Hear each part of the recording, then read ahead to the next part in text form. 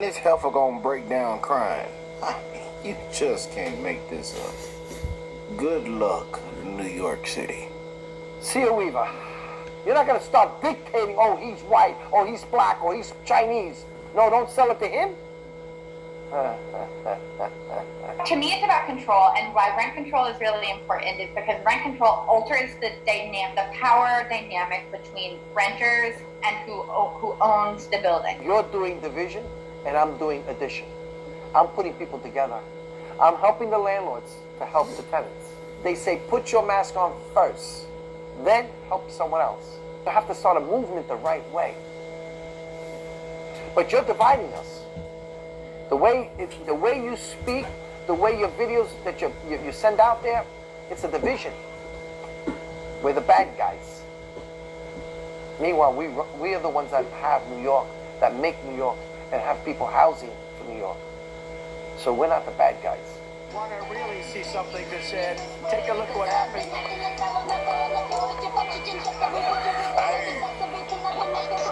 Why this beat so crazy? We will make America proud again. You try to. We will make America wealthy again. And yes, together, we will make America great again. I am envisioning as a world in which the housing is owned by a collective and people are paying 30% of their income in order to live in their housing. If your income is zero, you pay zero. If your income is $500,000 a year, you're paying 30% of that. And the government is providing the government is the sort of owner, or not even the owner, the government doesn't have to be the owner, but the government is what's making sure all of that sort of works in cash flow. This is a god doggone disgrace. What's going on, family? I hope everybody that's tuned in right now that you are blessed, well, and healthy. I told y'all, we're gonna have fun. We're gonna have some of the best coverage. We're gonna keep you informed, and we're gonna keep it real. We're not gonna sugarcoat it. We're gonna tell the truth, seek the truth, and we are going to agree. We're going to disagree on things, but oh boy, this heifer done broke down crying. We got New York City, Mondami's New York City. Oh boy. Free, free, free. Oh, sweet free. I tell you, but then they'll realize nothing is free. They say New York City is going straight to hell. That's their predictions. Some say it's already in hell. All right, let's go and crank it.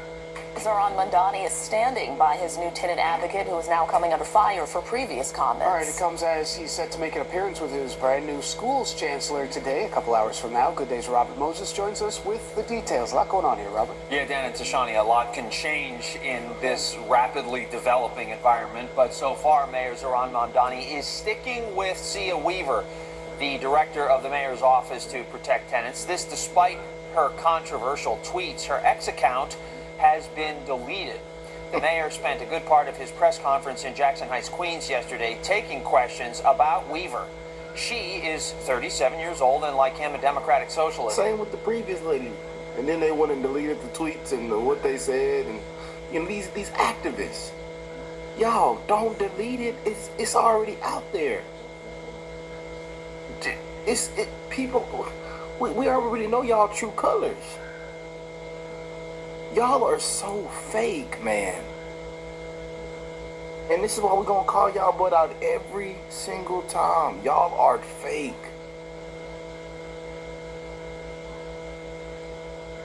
And we see the people that's around Mondami. And all these appointments, and we've already had the other two couple ladies, people he done put in place, they'd already stepped down. I mean, man, deleting tweets. We've already seen it. Y'all are disgraceful activists. We know the agenda. Mamdani announced her appointment right after he was inaugurated on New Year's Day. In 2018, she tweeted, "Seize private property." In another tweet a year later, she called home ownership a weapon of white supremacy. Home ownership is a weapon of white supremacy. What? And then deletes the Twitter account. Like people ain't seen it. Y'all something else, boy. The New York Post reported that Weaver's mother owns a home in Nashville worth about $1.6 million. Mamdani appeared to distance himself from her home ownership tweet, but then he defended her. My focus as the mayor of New York City What a is to deliver disgrace. stability in a city, and we know that one critical pathway to that stability is home ownership. The core issue at hand here is, what are we hiring this person to do? We are hiring them to stand up for tenants in a way that we haven't seen before, and that's exactly what they're doing. Besides the tweets we mentioned, she also tweeted that she supports a No More White Men in Office platform, and in 2018 she wrote, What? "Impoverish the white middle class." She spoke about her past posts this week on You see that No again? More. Endorse a No More White Men in Office platform. Godly. 2017, this is, so 2017, 2018. I was in high school because I graduated in 2018, y'all. White Men in Office platform, and in 2018 she wrote, "Impoverish the white middle class." She spoke about her past posts this week on New York One. You know, those are certainly regretful tweets, and not something that I would say today. And yeah, and that's when Trump. That was during Trump's first term. So y'all know they had this really exposed a lot of these clowns and activists. A lot of these folks had got really beneath themselves during Trump's first term, and they just said whatever they felt like. Yeah. And now it's coming to bite you back in the butt, huh? And look at this. This that heifer next to him that resigned. You may remember that shortly after Mamdani appointed Kat DaCosta to be his director of appointments, the Anti-Defamation League found some of her past tweets denigrating Jews. She then resigned. Because she resigned. It's just a disgrace, man. This crap that they are already in shambles down there in New York City, man. With this clown. I mean, man. I accepted Kat DaCosta's resignation. Sia Weaver is someone that we hired to stand up for tenants across the city based on the track record that she had. Frankly, if we just look at the last few days of work that she has done as part of our larger city government approach to the housing crisis in the city, you can already see results, the kind of which we haven't seen for the past few years.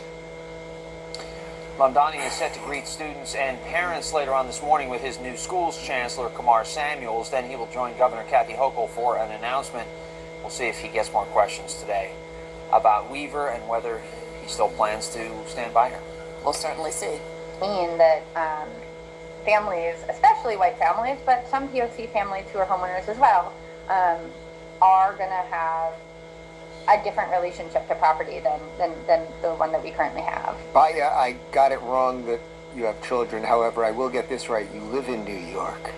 And we're going to have to talk about New York because you people elected an Islamist, socialist, communist, jihadist who's want to hurt his housing people. Boy. Is this lady. Enjoy. Good luck, New York City. I think the reality is that for centuries we've really treated property as an individual as good and not a collective good, and we are going to transitioning to treating it as a collective good and towards a model of shared equity will require that we think about it differently, and it will mean that families, especially white families, but some POC families who are homeowners as well, are going to have a different relationship to property than the one that we currently have. So that lady is Mamdani's tenant advocate. Now, Baya, you are in New York. I don't know if you knew this, but the bookshelf behind you is now a public library. Congratulations. This is how everybody in that cast speaks. You know, like it's impossible to get, you know, a liberal arts education and not think that way and talk that way pretty much. And I love how she allowed that, like, in the, you know, that there are some POC kulaks too who are gonna have to go, you know, like gonna have to face the firing line. Like, you know, rare moment of honesty from one of these people. It's just ridiculous, you know. It's just it's just ridiculous, and but not surprising, like you said. You know, it's like shocking but not surprising. Like they all think this way, but I am very heartened to see a big pushback against this. Like I think for a long time you were not allowed to say the fundamental truth that anti-white racism is racism, and there is this feeling now, like, you know, in 2020 there would have been no pushback to that because everybody was saying that, which is probably when she was saying it the most. And now there is this understanding. I think there's been a real shift in the culture. Like, actually, no, it's not okay to say disgusting things about white people. You know, like, actually, no, you're not allowed to just act like they're the enemy and you're not allowed to take their property. And I think that this is a very actually healthy moment because these people who were like running the show are now being kind of chased down the street and made to cry. Well, Knowles, I know there's nothing that you people at the Daily Wire like more than liberal tears, so this one's going to bring a smile to your face. From the New York Post, Zorhan Mamdani's woke privilege tenant advocate C. Weaver, that's the lady we just showed you, breaks down crying when asked about hypocritical gentrification comments because it turns out that her parents live in a $1.4 million home. This is what liberal tears are all about. You people have sold a lot of freaking mugs. This is what liberalism is all about. I've said this for years, and I love to say I told you so. All of liberalism boils down to screw you, dad. And the fact that this girl, she's like 37 years old, this woman who's in political office is now being asked by members of the media, I thought we liked transparency, I thought we liked accountability, just being asked about this irony here that her parents are the exact kind of people that she is arguing viciously to dispossess. She's asked and she starts to cry. Yeah, it's all about it, man. These are really emotionally and intellectually unregulated people. They have very serious problems, and the euphemisms somehow make it even more annoying. Like that line you heard her say, she goes, "We're gonna change your relationship with property. Just like I'm gonna, like, hey, what's your relationship with that shirt? It's mine now. Give me that." I do have to make a little point. It's not fair because he's not here, but Ben Shapiro is always saying if people can't make it where they live, they should move. They did that, okay? This is what happens. This girl comes from Tennessee, okay? She was like a wealthy, overeducated elite. They did that. They moved to cities and they vote for Mamdani. It's not a good When I launched my campaign for mayor over a year ago, I made 3 promises to New Yorkers. Freeze the rent for rent-stabilized tenants, make buses fast and free, and deliver universal childcare. Some said these goals were impossible, unrealistic, naive. Well, yesterday our movement won a historic victory for working families across the city. But dumbass in New York. Of our administration, we announced the beginning of universal childcare for all New Yorkers. Ladies and gentlemen, our mayor. Yesterday in Flatbush, I stood alongside Governor Kathy Hochul to announce a $1.2 billion commitment in state funding for universal childcare. Oh, As the shit. governor said, the days of empty promises are over.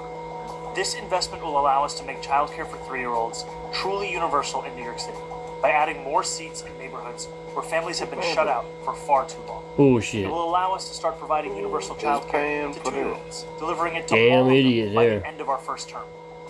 At the end of the year, thousands of parents will look at their bank accounts and see that they have now saved more than $20,000 per child. I That don't is lie. real relief. It is real change. And it is a testament to government's ability to make people's lives better. Bullshit. I want to be very clear. Working class New Yorkers delivered this victory. We are here today because of the millions of doors that you knocked, the phone calls you made, the canvases you showed up for in the freezing cold and sweltering heat, each time making the case to your neighbors that a better future is possible. This is a movement that was brave enough to make a promise, and even braver to know it could fulfill it. No longer will New Yorkers be forced to accept that starting a family means leaving the city you love.